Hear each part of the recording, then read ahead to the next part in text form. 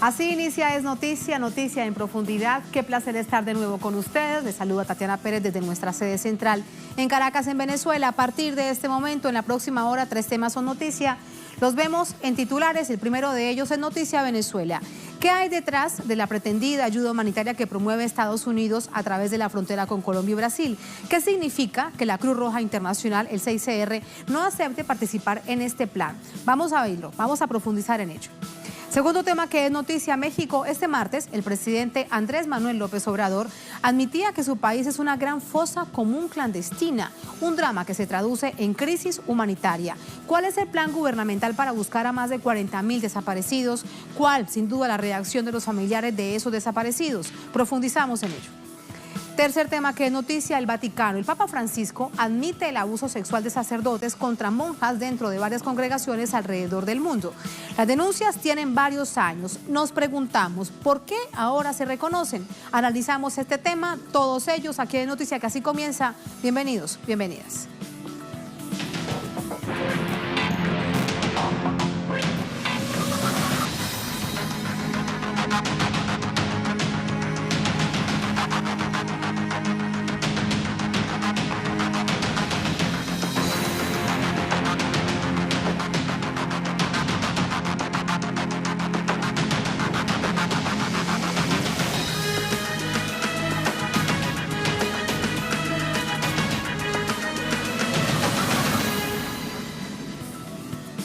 En Noticia Venezuela, el empeño de la extrema derecha de introducir en el país una supuesta ayuda humanitaria no se detiene.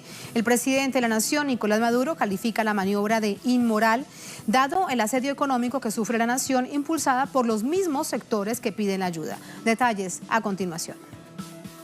Mediante una declaración conjunta, la Cruz Roja Internacional y la Media Luna Roja en Colombia fijaron posición sobre la supuesta ayuda humanitaria que la oposición de extrema derecha, el gobierno de Donald Trump y sus aliados, pretenden introducir a la fuerza al territorio nacional. El movimiento internacional de la Cruz Roja y la Media Luna Roja en Colombia reafirma que con el fin de garantizar el cumplimiento de su misión exclusivamente humanitaria y de acuerdo con los principios fundamentales de imparcialidad, neutralidad e independencia, no puede participar en las iniciativas de entrega de asistencia planteadas para Venezuela desde Colombia sin que exista un acuerdo previo con el movimiento.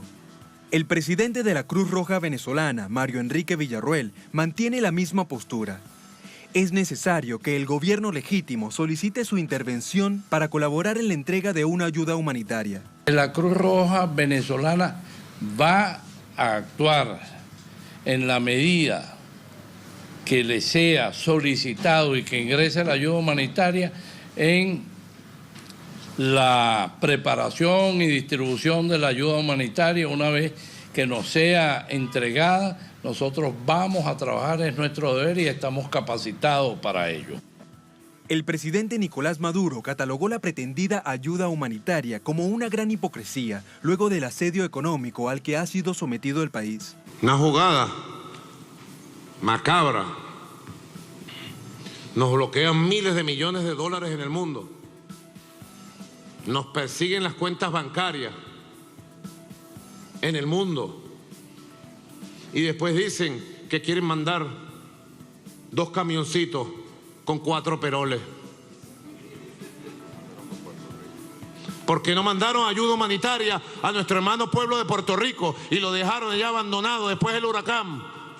El diputado de la Asamblea en desacato, Juan Guaidó, quien se autoproclamó presidente encargado de Venezuela, usurpando funciones del Ejecutivo, solicitó la supuesta ayuda humanitaria. Sin embargo, también llamó a la rebelión contra el gobierno bolivariano y apoya una intervención militar extranjera. Algunas de las reglas del derecho internacional para que proceda una operación de ayuda humanitaria en territorio de cualquier país es que el Estado legítimo que la recibe la haya solicitado conforme a los tratados suscritos con los estados u organismos oferentes. Asimismo, tiene el derecho a regular el acceso de extranjeros y las condiciones de permanencia de estos en su territorio. Ahí están los hechos, profundizamos, ofrecemos el contexto a nivel interno, a nivel internacional, con 2 invitados. Breno Alman, periodista, director de Ópera Mundi de Brasil. Breno, qué placer, gracias por acompañarnos. El profesor Jesús David Rojas, vicepresidente de Ciencias Jurídicas de Trisol, profesor universitario, experto en Derecho Internacional Humanitario. Profesor, un placer. Gracias por acompañarnos. Gracias a ambos. Quiero comenzar en medio de este análisis por esta coyuntura, porque hay un hecho evidente. Quiero preguntar la visión de ambos, desde el derecho, lo académico, desde la visión periodística, el mensaje que se envía desde la Cruz Roja Internacional cuando dice, en este asunto nosotros no nos involucramos. Ven. Porque la Cruz Roja sabe lo que se pasa en Venezuela con esa cuestión de los corredores para la ayuda humanitaria. No pasa de una provocación, o sea, se trata de una operación que tiene como objetivo el conflicto, la desestabilización, la confrontación, para generar un pretexto para la estrategia agresiva de Estados Unidos y sus aliados internos, tanto en Latinoamérica cuanto acá mismo en Venezuela. La Cruz Roja sabe que nos está hablando de verdad de ayuda humanitaria, que nos está hablando de los problemas reales de Venezuela. Es una hipocresía, ¿no? Se congelan los activos de Venezuela, se impide su vida económica normal y después se ofrece ayuda humanitaria. Es una hipocresía. Lo que se está produciendo con ese tema por parte de esos sectores de la derecha es crear una trampa, una operación que genere pretextos para una operación militar. Profesor. La Cruz Roja Internacional es un organismo imparcial y eso es lo que ha hecho que se le reconozcan todas las partes beligerantes de un conflicto como eso. Si ella accede a una situación, está tomando partido por uno de los dos pretendientes de la presidencia, el presidente electo y el presidente que se está autoproclamado. No les es permitido eso. Y la ayuda humanitaria, sin el aval de un organismo de esta categoría, tiene el problema de que no sabemos en qué condiciones viene. Pudiese venir envenenada, pudiese venir vencida, pudiese generar más enfermedades que beneficios. Además que tiene que haber un acuerdo con el gobierno que la está recibiendo, porque a pesar de que no hay un conflicto armado en Venezuela, es el gobierno que tiene que aceptar, porque se tiene que hacer responsable de las posibles violaciones a la neutralidad y a la protección que significa la Cruz Roja. Y eso no se lo garantiza en este país Juan Guaidó, porque Juan Guaidó no manda aquí, yo creo que ni a la conserje de su casa. Es una persona que no es reconocida institucionalmente, por más que muchos países la hayan reconocido, a lo interno nadie lo reconoce, ninguna institución lo reconoce. Él no se puede hacer responsable de la seguridad de miembros de la Cruz Roja de ningún organismo internacional en una situación de conflicto. El presidente Maduro, a quien no lo reconocen, pero le exigen que acepte la ayuda humanitaria. Es paradójico, porque parece un juego de palabras, mientras no te reconozco, a quien reconozco, porque la pidió. Además que el señor Guaidó tiene una particularidad, todas las cartas que él firma, las firma como presidente de la Asamblea Nacional y presidente provisional de Venezuela. En Venezuela, según nuestra Constitución, nadie puede ostentar la jefatura de dos ramas del poder público. Eso implica que él sabe que él no es presidente, porque él es presidente supuestamente solamente de la Asamblea, no presidente provisional, porque si no, él no podría firmar la carta de esa. Entre otras cosas, de una Asamblea Nacional en desacato. Está en desacato, además. Pero además, él está diciendo en todas las comunicaciones al gobierno norteamericano, a la OEA, a las designaciones de embajadores, firma con los dos cargos. Entonces, si están acusando al presidente Maduro de que es un dictador por la concentración de poderes, pareciera que quien lo está alegando es una persona que tiene esa ansia de dictador. A él le falta nombrarse presidente del Tribunal Supremo, presidente del Consejo Nacional Electoral y presidente del Poder Ciudadano, para concentrar todo el poder. Él cree que de verdad es Luis XIV, que es una persona que el Estado soy yo.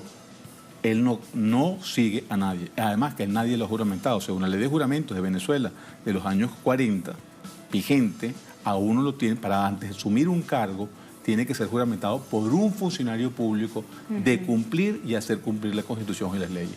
Y la palabra presidente provisional no aparece en ninguna parte de la Constitución. Además, él se autoproclamó en esa forma y tendría un lapso, en todo caso, que pasó con cuando murió el presidente Chávez electo, de 30 días para convocar elecciones.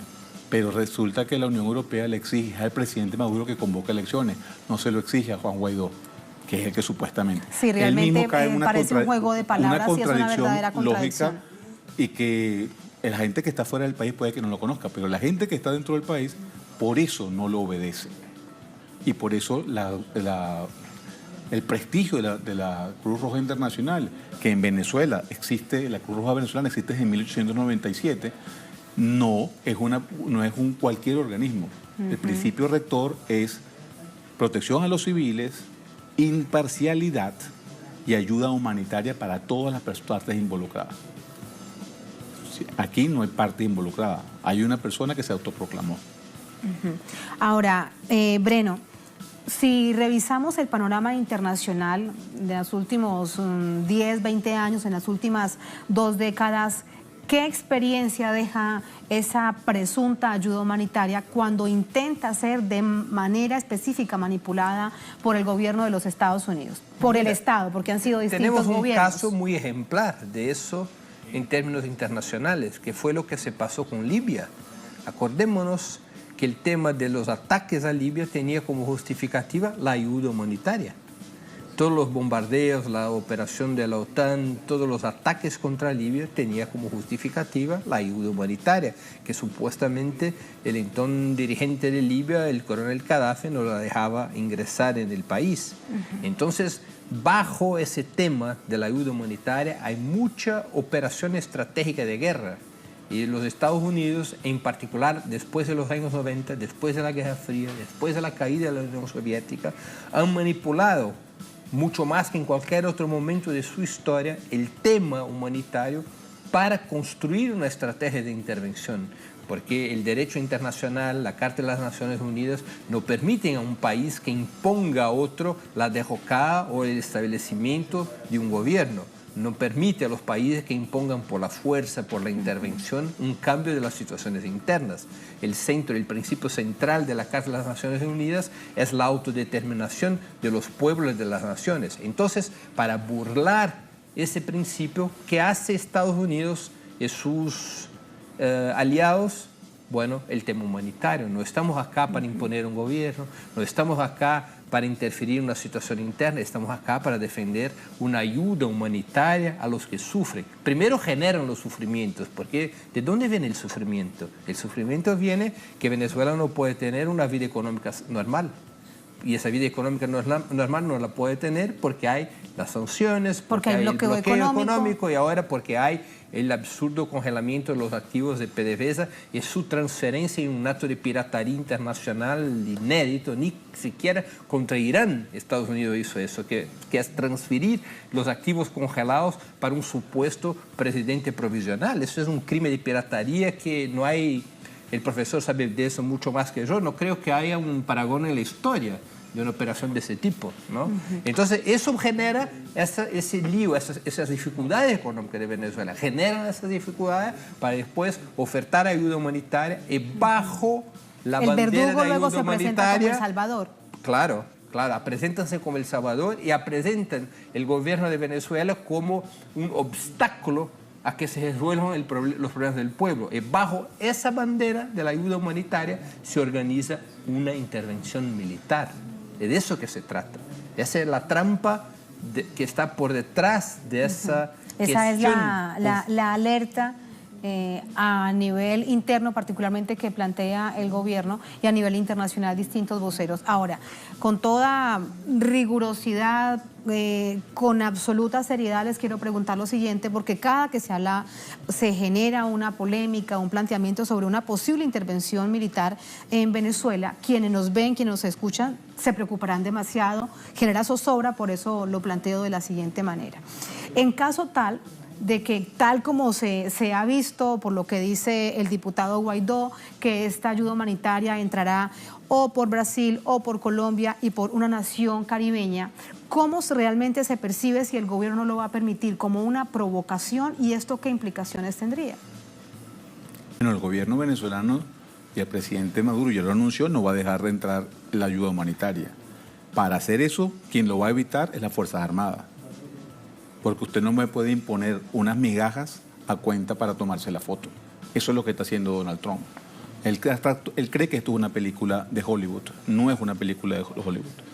Aquí el presidente en Venezuela manda. Y si él ordena que no entre la ayuda humanitaria, no se va a recibir la ayuda humanitaria. Por eso los ejercicios militares de estos días. Por eso los ejercicios militares, el país tiene dinero. Y como lo dijo el compañero, lo que pasa es que estamos siendo saqueados. Estamos en un acto de piratería que ya lo cometieron en Libia. A Libia se le perdieron 200.000 millones de dólares que estaban en la banca internacional. Y después que mataron al presidente Gaddafi, lo que queda de Libia no ha recibido $1 de esos 200.000 que le congelaron, ni siquiera en ayuda humanitaria. Y el país vive en caos. Eso es lo que quieren hacer aquí. ¿Cómo me va a usted ofrecer eso cuando usted tiene 6 años congelándome activos y sancionando a los países a quienes yo le compro? La misma Colombia, yo creo que puede ser acusada en la presidencia del presidente Santos y del presidente Duque de crímenes de lesa humanidad, porque Venezuela compró para este diciembre, el diciembre anterior, una cantidad importante de pernil para las fiestas navideñas y Colombia no la dejó pasar y se pudrieron los perniles. Ni siquiera se lo dio a la población humilde de Colombia. Les permitieron que se pudriera. Eso es un crimen de lesa humanidad, eso es un genocidio, una forma de genocidio. Porque cuando usted somete por hambre a una población, eso tiene una especificación y como está ocurriendo en Venezuela, Venezuela es suscriptora al Estatuto de Roma. Cualquier soldado norteamericano que entre aquí y viole, se someta o se subsuma su conducta en los tipos penales del Estatuto de Roma, va a ser juzgado, porque aquí hay un ordenamiento jurídico. Nosotros, ningún funcionario público. Pero ellos gozan de impunidad diplomática, profesor. Claro, no, aquí no. Aquí no tienen inmunidad de jurisdicción. En Venezuela la Constitución no le permite a ningún funcionario darle inmunidad de jurisdicción a otro funcionario. Debe ser la única nación en el mundo que no permite no es la impunidad, la inmunidad diplomática, sino que se convierte en una impunidad. Por eso, porque precisamente por eso aquí no tenemos bases militares. Ellos antes de establecer bases militares firman un tratado de inmunidad de jurisdicción. Nosotros nunca hemos firmado ese tipo de eso. Por lo tanto, si los soldados norteamericanos, brasileños, colombianos, de cualquier otro país ingresan a Venezuela, para eso hay un ordenamiento jurídico para sancionarlo. Ellos podrán por la fuerza tratar de imponernos condiciones, pero por la dignidad de este pueblo va a resistir. Claro. Ahora, Breno, desde tu país, desde Brasil, si lo que entendemos es que todo esto se trata de una provocación, ¿cómo crees, producto de la historia de tu país, de las fuerzas militares, incluso yéndonos hasta el fin de la dictadura, que actuaría o participaría la fuerza militar brasileña? Mira, hay que comprender que el actual gobierno brasileño de Jair Bolsonaro, un gobierno de extrema derecha, es un gobierno absolutamente superditado a la Casa Blanca y superditado a su estrategia geopolítica. Entonces, Brasil en ese momento, el Estado brasileño, es cómplice de esa operación contra la democracia y la soberanía de Venezuela y está bajo las órdenes de Donald Trump. Hay que considerar eso con mucha claridad, ¿no? Para comprendernos en esa compleja situación quién son los enemigos y quién son los amigos de la paz y la democracia. El gobierno brasileño es un enemigo de la paz y la democracia y va a hacer lo que sea ordenado en el sentido de desestabilizar Venezuela, ¿no? Brasil tiene una capacidad militar muy limitada. Brasil tiene un ejército débil, no tiene un ejército en condiciones del rol que Donald Trump imagina en caso, digamos, como una carta de desestabilización de Venezuela. Pero Brasil estará actuando en ese bloque antidemocrático y guerrero, ese bloque belicista en contra de la soberanía de Venezuela. Y con respecto a Colombia, profesor. Yo creo que hay dos países del Grupo de Lima que tienen que estar mucho más pendientes de las consecuencias de lo que pasa en Venezuela que los demás. Es muy poco probable que lleguen refugiados a Argentina, a Perú, a Ecuador, pero sí van a llegar a Brasil y a Colombia, evidentemente. Y probablemente a las islas del Caribe. Entonces, el conflicto, si hay un conflicto, va a ser un conflicto armado. Yo creo que los Estados Unidos subestiman a la Fuerza Armada venezolana. Piensan que esto va a ser, como dice alguna gente, unos misiles que lanzan, capturan al presidente Maduro y el señor Bolton dice que lo va a mandar para Guantánamo, donde no hay ordenamiento jurídico que beneficie a nadie. Pero independientemente de que sea el presidente, el pueblo venezolano va a seguir luchando. Esto va a ser una guerra larga si ellos deciden traspasar esa situación.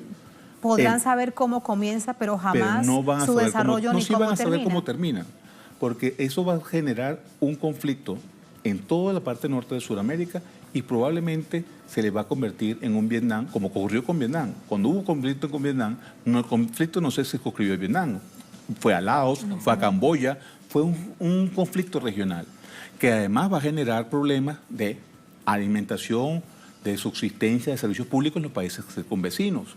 ¿Cómo le responde el presidente Duque a la población colombiana que no tengan comida o que no tengan agua porque él decidió meterse en una guerra en un país que no lo estaba atacando? ¿Cómo se lo explica?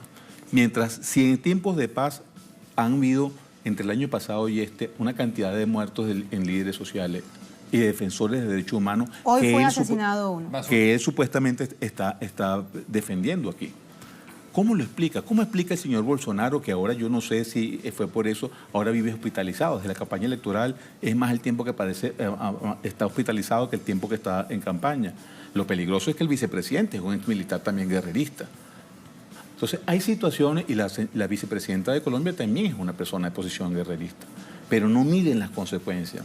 Ellos creen que pueden ser parte del saqueo de la riqueza venezolana. Yo los escucho a ustedes y me pregunto si es que no saben, esto se lo he preguntado también a otros analistas, por cierto, es que no saben leer lo que significa el pueblo venezolano, su lucha, de hecho los chavistas, la revolución bolivariana y además la historia, o no lo quieran entender, no lo quieren leer, no sabría decirle, te lo pregunto. Claro, además de esa ignorancia sobre el proceso político, social y cultural de Venezuela, hay los intereses geopolíticos de Estados Unidos. Estados Unidos está en eso por el petróleo de Venezuela y está en eso para recuperar o para preservar y recuperar su hegemonía sobre el mundo. Está en eso por la polarización con China y Rusia. Estados Unidos ha decidido recomponer su control sobre Latinoamérica a través de una ofensiva política que ya tiene años y una ofensiva que puede desbordar en una ofensiva militar a través de una guerra de agresión. Hay que decirlo con todas las letras. Cualquier ataque militar a Venezuela es una guerra de agresión. Es una guerra a ser condenada por todos los pueblos de estados que tienen compromiso con la paz, que tienen compromiso con la Carta de las Naciones Unidas. Aunque intenten decir los medios de comunicación de algunas naciones, particularmente de Brasil y de Colombia, que Venezuela está aislado, es una guerra si revisamos el contexto mundial, superan mucho más los apoyos a Venezuela que quienes se consideran sus enemigos. Claro, claro, porque eso es una ruptura del derecho internacional, quizás de una forma más grande que en cualquier otro momento después de la Guerra Fría. O sea, Venezuela no ofrece amenaza a la seguridad de ningún país, vecino o no vecino. Venezuela no vive un conflicto militar interno. Venezuela vive la situación de un gobierno electo por el pueblo que garantiza para su pueblo el control del petróleo. Ese es el tema. La guerra tiene eso como objetivo. Venezuela no es un objetivo militar justificable bajo ningún concepto. Se trata de una guerra para poner las enormes riquezas de Venezuela bajo el control de la Casa Blanca. Eso es una guerra injustificable bajo cualquier concepto, repito.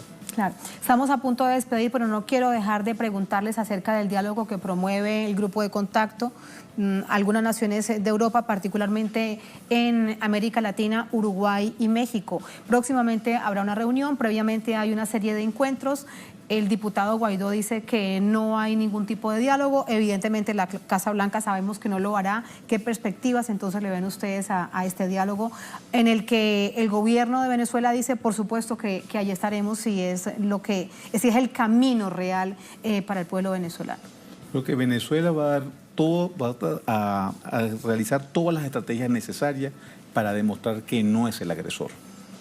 Va a caminar todos los pasos y se va a reunir hasta con el diablo si necesita para evitar una guerra. Pero no lo va a rehuir. Venezuela, somos orgullosos del pasado que tenemos. La mitad de la población indígena de este país desapareció ante la conquista española. Y el mar se llama Caribe como reconocimiento de los españoles a nuestros indígenas del Cari, sur de Anzoátegui. Después, en la guerra de independencia, perdimos la mitad de nuestra población para independizar Venezuela y los países bolivarianos. Y no es para ser unas personas que reconocen a un señor que se autoproclama de otros países quienes nos van a quitar la independencia. Este país va a resistir. Yo confío, pues esa sangre caribe y esa sangre de patriotas está en nuestra sangre. Vamos a caminar todo, pero vamos a defender con todo. Breno, ¿qué opinas acerca de este diálogo que desde América Latina, reitero, convocan México y Uruguay? Mira, el presidente Nicolás Maduro ha dejado claro esa y muchas otras veces su disposición al diálogo. Quien siempre se retiró del diálogo, incluso muchas veces de una forma farsesca, como fue el diálogo en República Dominicana, fue la oposición. Quien no acepta el diálogo es la derecha y sus dueños que están en la Casa Blanca. Quien ha dicho que se acabó el tiempo de las conversaciones, o sea, llegó el tiempo de la guerra, es Bolton y es Trump. O sea, yo creo que el presidente Nicolás Maduro acepta todos los acenos por la paz, todos los espacios por la paz, y ha dicho muchas veces, si hay diálogo, todos los temas están sobre la mesa, estamos dispuestos a discutir en democracia y soberanía todas las cuestiones. Entonces creo que el presidente Maduro tiene un discurso muy claro. Hay un sector importante de la comunidad internacional, en ese momento liderado por México y Uruguay, que están dispuestos a facilitar un diálogo. ¿Qué significa facilitar un diálogo? Bueno, presionar a los golpistas y presionar a Estados Unidos y sus aliados más cercanos de que hay que conversar y que no se puede romper el derecho internacional para resolver la crisis venezolana. Entonces, yo creo que tiene el presidente Maduro una posición muy correcta, muy amplia, muy pacífica en relación a ese tema, al revés de sus enemigos que desean el golpe y que quizás deseen la guerra. Muchas gracias, Breno, por ese análisis. Yo que agradezco. Un placer y muy buena noche, profesor. Muchísimas gracias. Muy buenas noches. Gracias a ambos. Así nos vamos a la primera pausa en esta emisión de Es Noticia, al volver en Noticia México.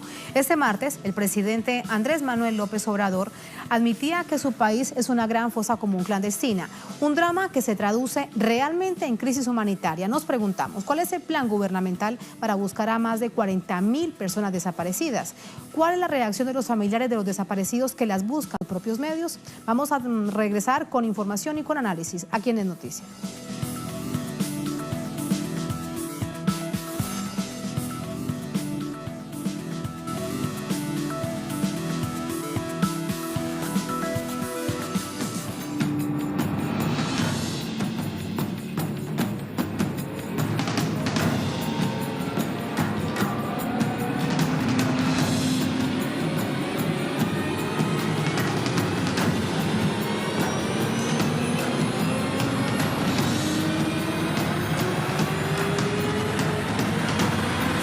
Noticia México, el gobierno de Andrés Manuel López Obrador admite una crisis humanitaria alusiva a la desaparición forzada de personas. En ese contexto, anuncia al mismo tiempo un plan nacional para combatir el flagelo. Los familiares de las víctimas exigen respuesta a los más de 40.000 casos ignorados por las administraciones anteriores. Aquí tenemos esos detalles. El presidente de México, Andrés Manuel López Obrador, anunció la víspera el plan de implementación de la Ley General en materia de desaparición forzada de personas. Para el mandatario, el país es una gran fosa clandestina, producto del neoliberalismo y de la desigualdad creada en las últimas décadas. Se trata de un saldo doloroso, terrible, de la política económica neoliberal. El subsecretario de Derechos Humanos de la Gobernación, Alejandro Encinas, indicó que la estrategia nacional busca ofrecer verdad, justicia y reparación a las miles de familias víctimas, sancionar a los responsables y buscar a los desaparecidos, particularmente en vida. Para ello, detalló que a partir de marzo de este año entrará en operación el Sistema Nacional de Búsqueda, creado en 2018, 2 semanas antes del inicio del sexenio de López Obrador. El objetivo fundamental de este plan de implementación de la ley es diseñar, con la participación de las familias de las víctimas, y lo quiero subrayar, con la participación de las familias de las víctimas, las bases generales, las políticas públicas y procedimientos en los órdenes de gobierno para la búsqueda, localización e identificación de personas desaparecidas y no localizadas, así como prevenir, como uno de los retos fundamentales, prevenir, investigar y sancionar a los responsables de estos delitos. Encinas añadió que se establecerá la plena responsabilidad en la Comisión de Desaparición Forzada, donde participen o hayan participado agentes del Estado, incluida la cadena de mando superior. Asimismo, se establecerán beneficios a quienes colaboren y aporten información. La estrategia también incluye la creación del Instituto Nacional de Identificación Forense, de un sistema único de formación tecnológica e informática, e impulsar los protocolos de búsqueda en coordinación con todas las instituciones afines. Además, el Estado mexicano reconocerá la competencia del Comité contra las Desapariciones Forzadas de las Naciones Unidas para atender casos individuales, tal como lo ordenó la justicia local y defensores de los derechos humanos. De acuerdo con datos presentados por el gobierno, en México hay más de 40.000 desaparecidos, más de 200.000 fosas clandestinas y 26.000 cuerpos sin identificar. La mayoría de los desaparecidos en el país son jóvenes entre 17 a 29 años de edad, particularmente de escasos recursos, y cerca del 10% son migrantes centroamericanos. Los autores principales de las desapariciones son grupos del crimen organizado.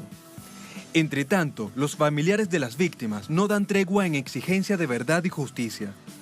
Decenas de personas protestaron en las afueras del Palacio Nacional en demanda de una audiencia con el presidente.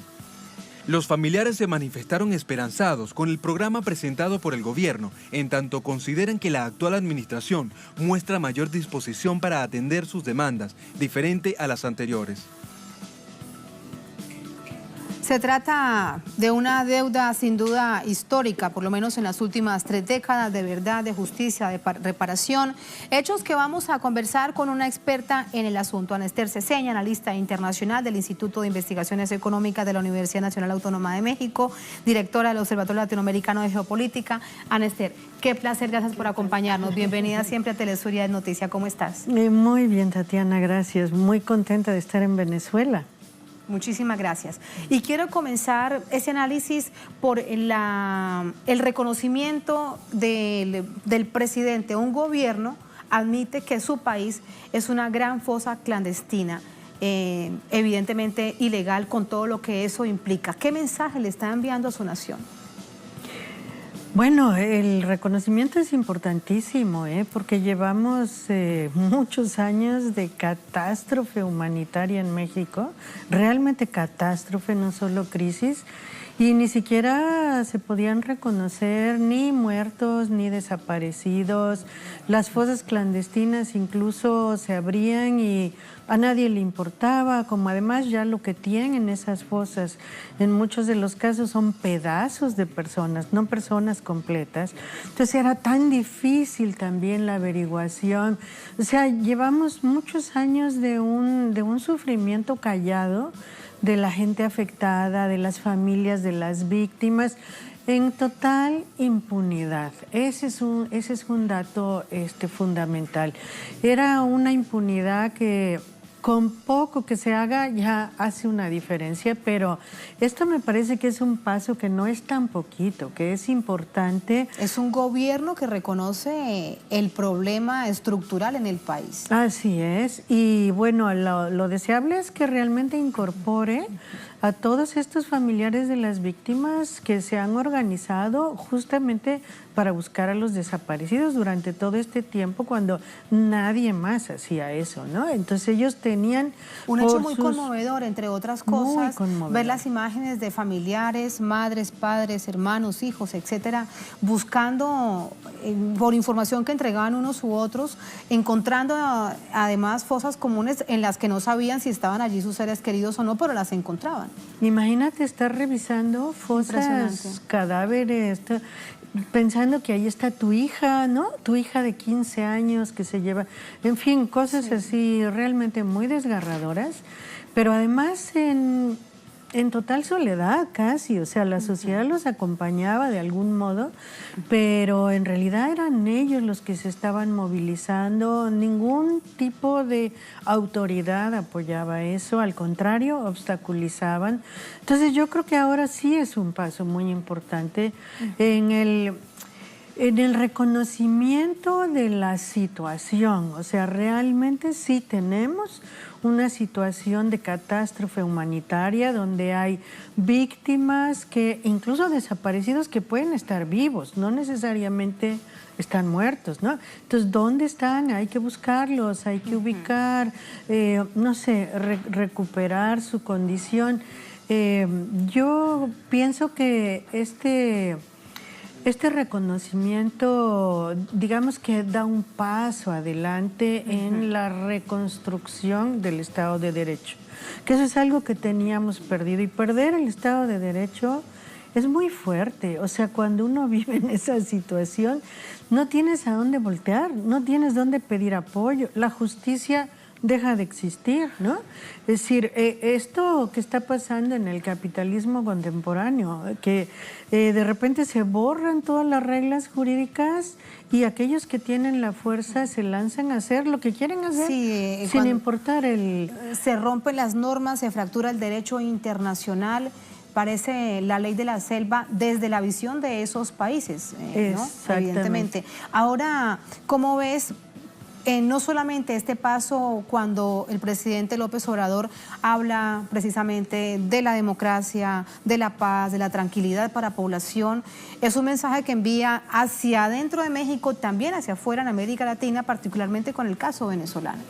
Eso es algo importantísimo. Fíjate, hemos recuperado esa vieja tradición mexicana del respeto a la autodeterminación de los pueblos, de la no injerencia en los asuntos de otras naciones, ¿no? Y del respeto interno a los problemas de la nación misma.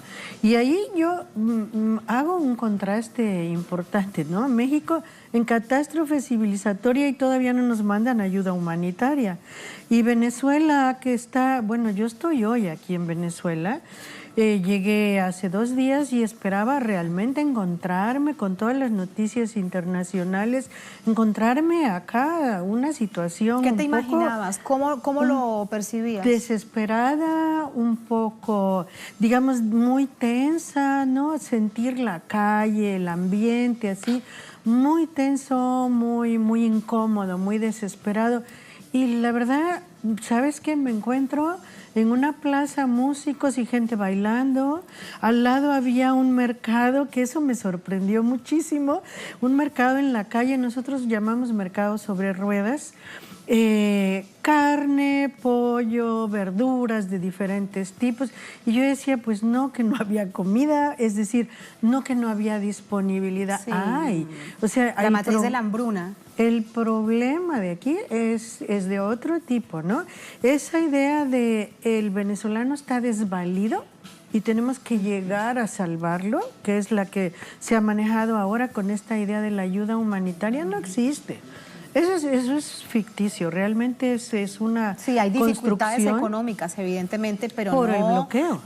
Por el bloqueo, pero no una situación de hambruna como intenta imponer esa misma matriz desde los Estados Unidos. Y la gente no está desvalida, no está derrotada, la gente está levantada, peleando, diciendo lo que piensa. Son además caribeños, entonces tienen ese vigor, ¿no? Que siempre nos sorprende tanto.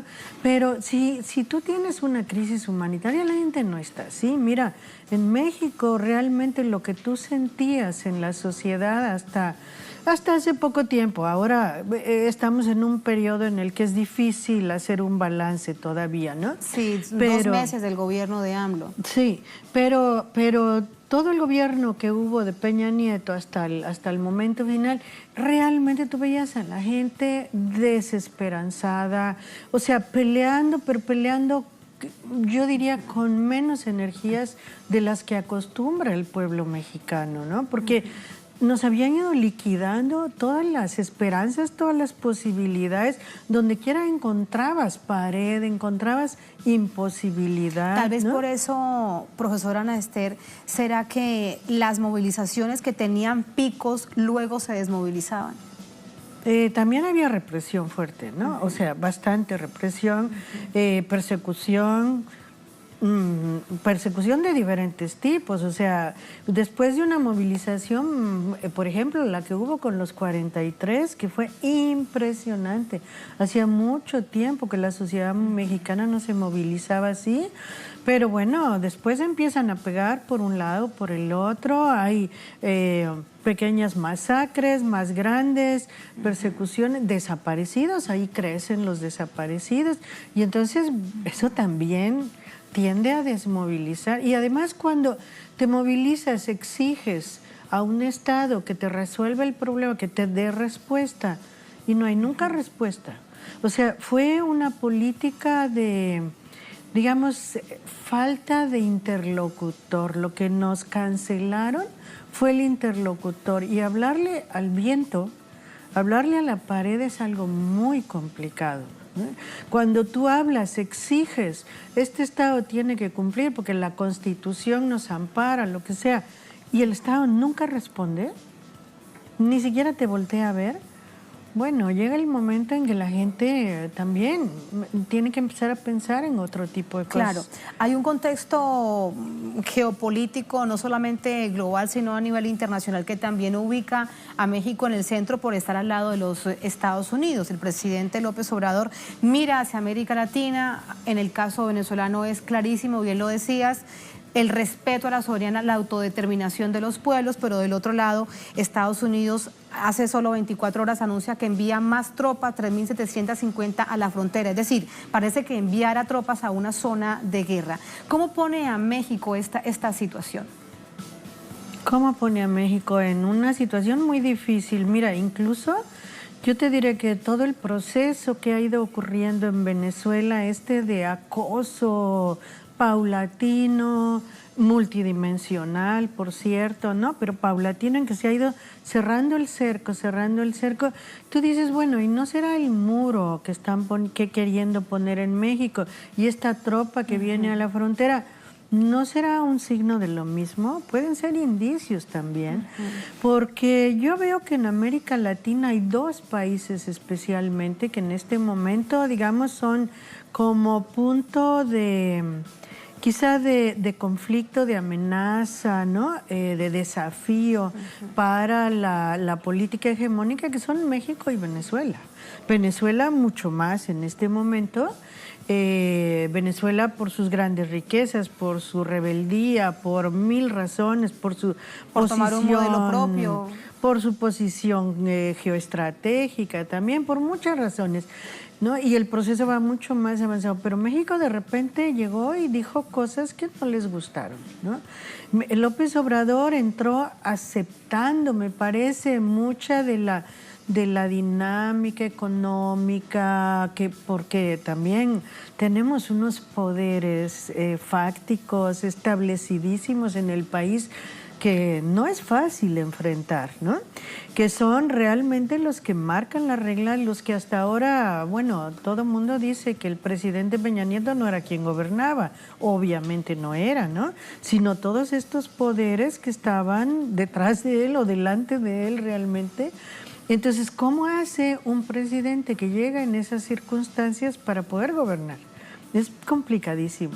Y aún así hay algunas medidas que ha asumido, algunas, digamos, no son solo declaraciones, porque movilizó a su Cancillería para levantar el respeto a la autodeterminación de Venezuela en este caso, ¿no? Y mira que relaciones entre el grupo de López Obrador y Venezuela, la verdad, eran como frías. No es que hubiera un compadrazgo entre ellos, no, es una política de recuperación de Estado de Derecho, de reconocimiento de las reglas internacionales del juego, porque además si no reconoces eso, si no respetas eso, quedas absolutamente expuesto al avasallamiento, ¿no? Entonces, es una reivindicación que permite empezar a pensar en la reivindicación de la soberanía de nuestro país, absolutamente perdida, entregada con los gobiernos anteriores. A que se sientan orgullosos de nuevo de esta tan hermosa y tan amada patria. Muchas gracias, Ana Esther, por ese análisis. Un placer y bienvenida siempre. Muchas gracias. Gracias por invitarme siempre a Telesur. Gracias a ti. Así nos vamos a la segunda, última pausa en esta emisión de Es Noticia. Al volver en Noticia, el Vaticano. El Papa Francisco admite el abuso sexual de sacerdotes contra monjas dentro de varias congregaciones alrededor del mundo. Las denuncias públicas tienen más de una década. Nos preguntamos lo siguiente: ¿por qué ahora se reconoce? Vamos a analizarlo aquí en Es Noticia al volver.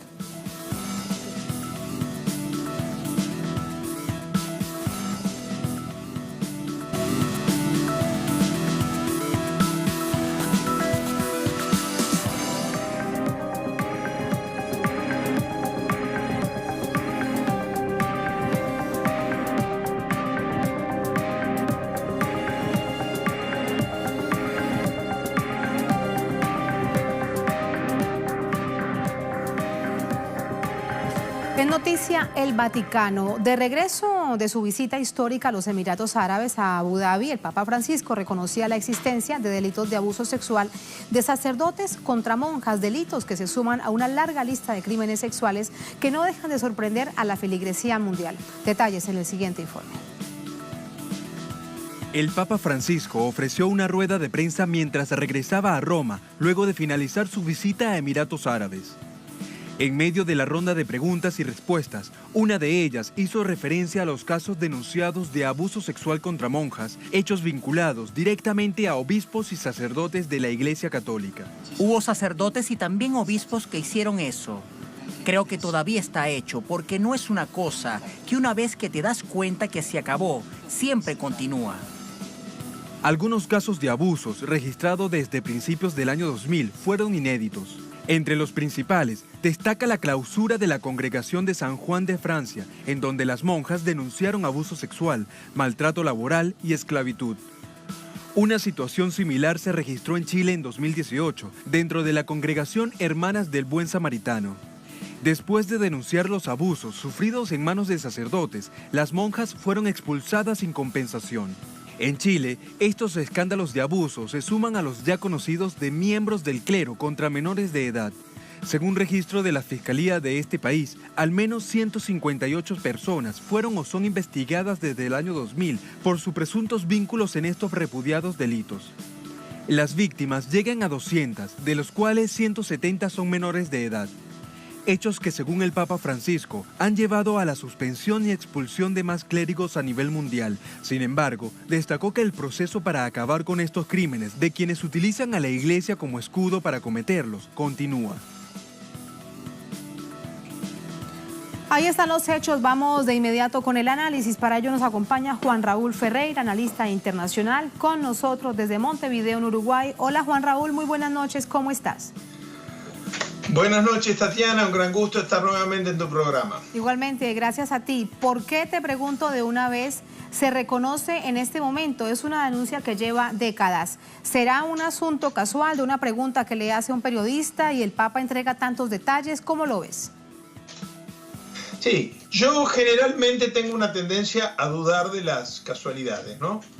Si bien es cierto que surge de un periodista a bordo del avión que lo traía de regreso a Emiratos Árabes, no es menos cierto que la noticia había sido publicada unos días antes en la sección femenina, una sección nueva que él mismo creó como una especie de revista, de suplemento del Observatorio Romano, que es el órgano oficial del Vaticano.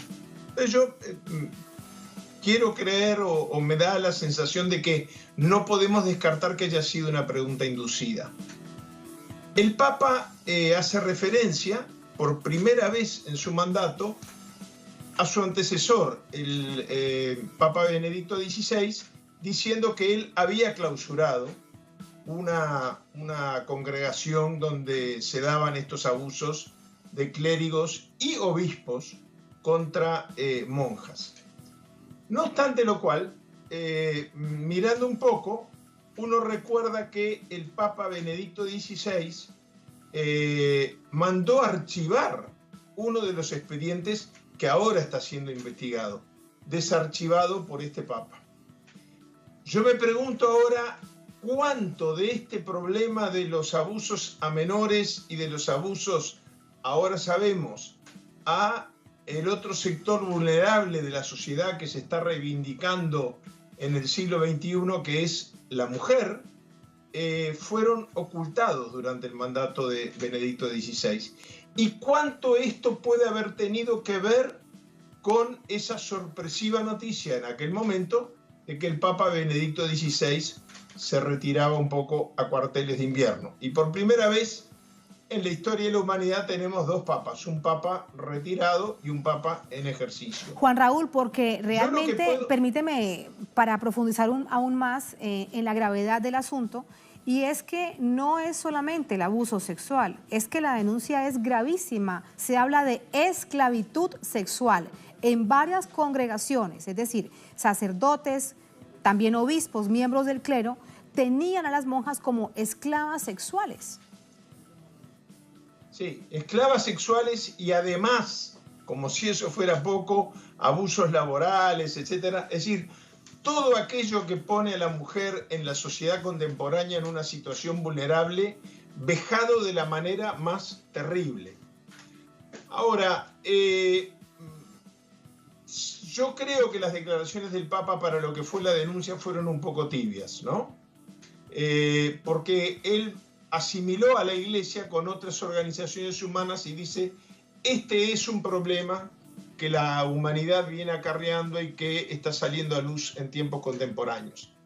No obstante lo cual, hay una contradicción ahí, pero es interesante. Es él, es el Papa Francisco, el que manda desarchivar el expediente con estas acusaciones. El Papa Benedicto XVI clausuró la congregación, echó a los sacerdotes, pero luego lo cubrió de un manto de silencio.